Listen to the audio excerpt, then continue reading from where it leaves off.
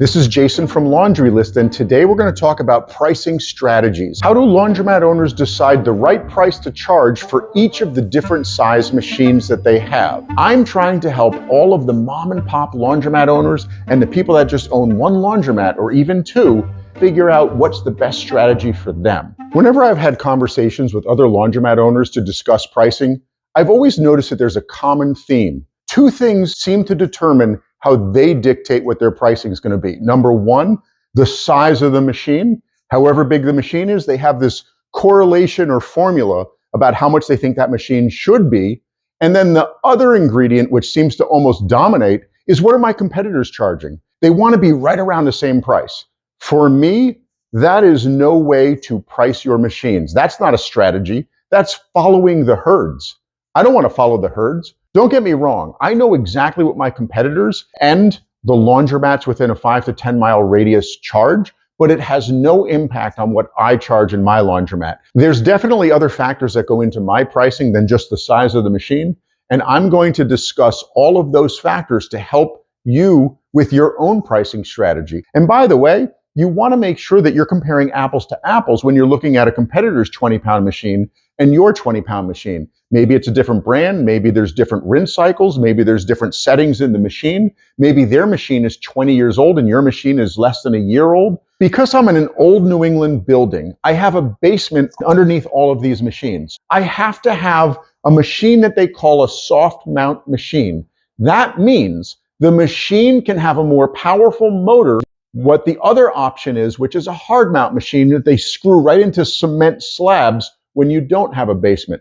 So a lot of laundromats have the cheaper hard mount machines that cannot have as powerful a motor, so the clothes do not come out as dry as these machines.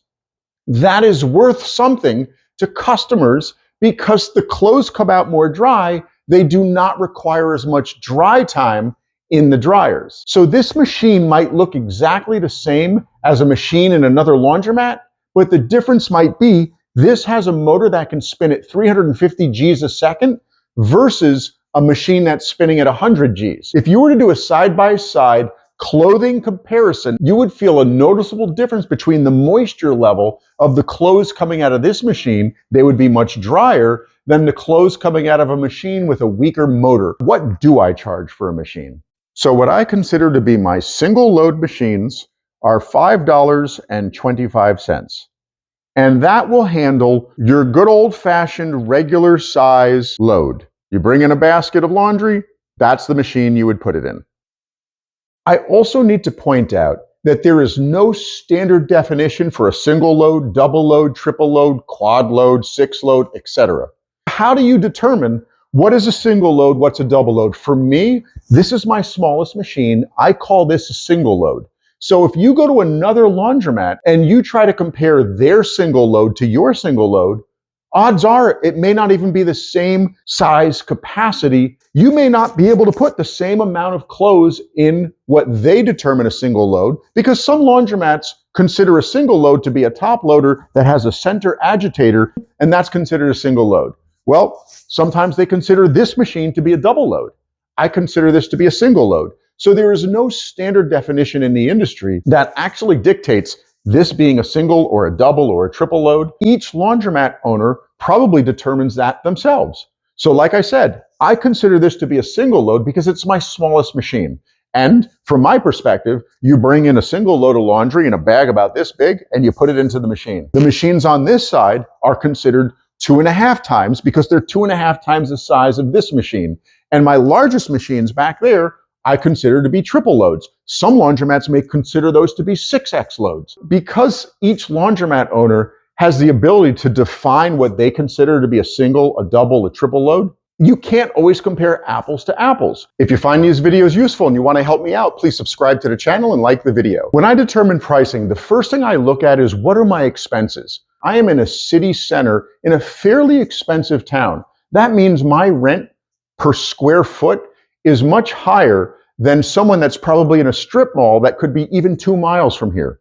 So I have to look at my total expenses, utilities, rent, maintenance, etc., to help determine what my pricing should be. Of course, I look at what the size capacity of the machine is, because I try to stay around a certain formula of maybe around 20 cents a pound to do your own laundry. As a self-service unattended laundromat, I have to consider four main factors in addition to the size of the machine. I have to make sure that my laundromat is always safe. I have to make sure my laundromat is always clean. I have to make sure that my machines are always working.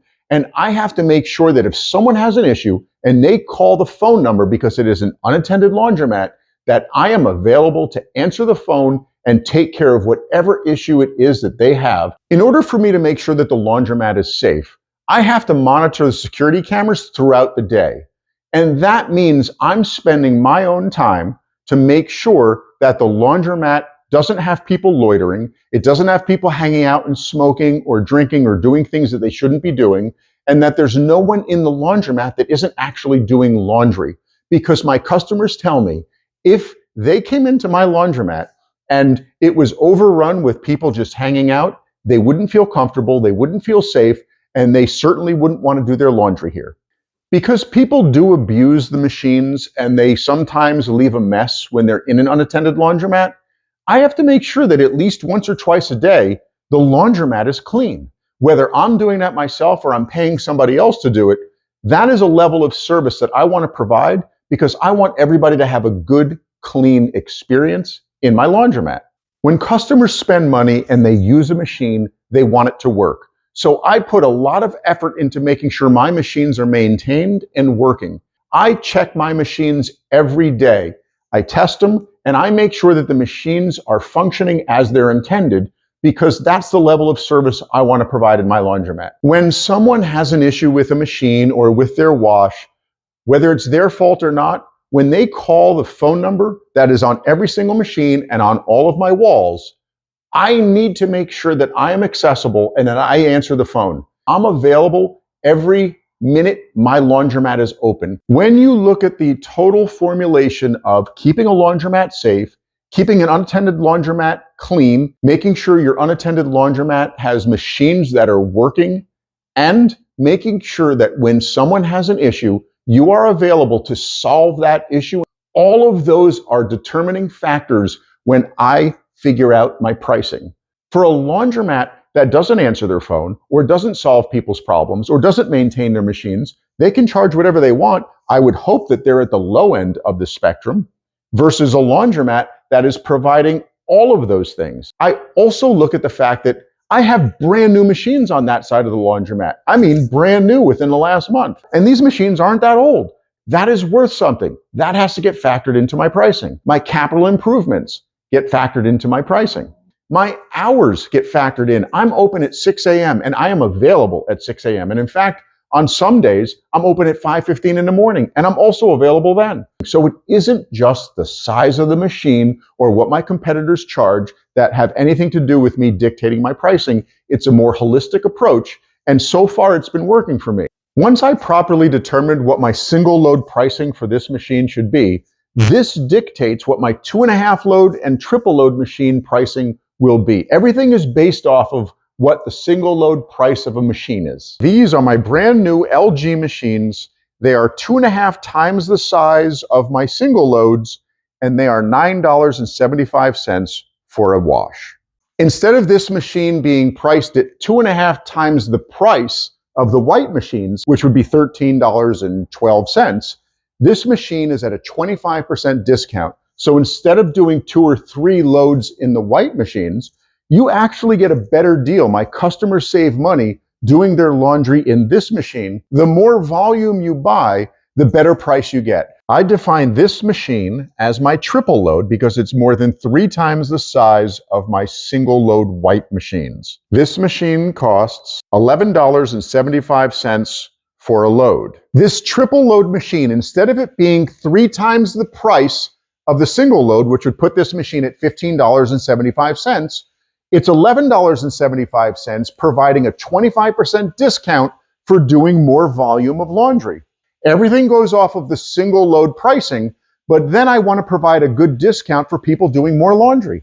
As we talk about pricing, don't take my word for it. Let's talk to a customer and find out what they think of pricing. So we are here with Edward Avalon. Edward, and Edward is using the big machine, and you were saying that you like using the big machine because it's big enough for all of your laundry. What do you have to say about the pricing in this laundromat? I'd say it's perfect. It's not too expensive. Everything here seems to be absolutely adequate especially for the timing on the dryers. The big washer is perfectly priced for the amount of laundry that it can hold. So you feel like it's reasonably priced? Absolutely. All right, the white machines over there are $5.25. This machine is, I'm gonna round up and say $12. Yeah. Do you feel like that's a fair price compared to the fact that those are single loads, this is a triple load? Absolutely. So you would expect to pay almost triple, but I actually provide a 25% discount, so you're not paying 3 times what a single load is. You're paying like 25% less than what a triple load would normally cost if you use 3 separate machines. I think it's absolutely fair. There are places out there that charge $18 for a machine like that. Wow. What do you think of my pricing strategy? So the fact that you're smiling means you're happy with it? Yeah. Do you think I should raise prices? Oh, that looked like a no. Oh, that looks like a solid no.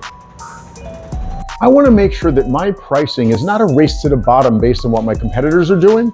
I want to charge appropriately so that my customers are happy and have a good experience, feel like they're getting value for their money, and I hope that I'm able to make some money in the process. That's the goal of any small business owner. If you find these videos useful and you want to help me out, please subscribe to the channel and like the video.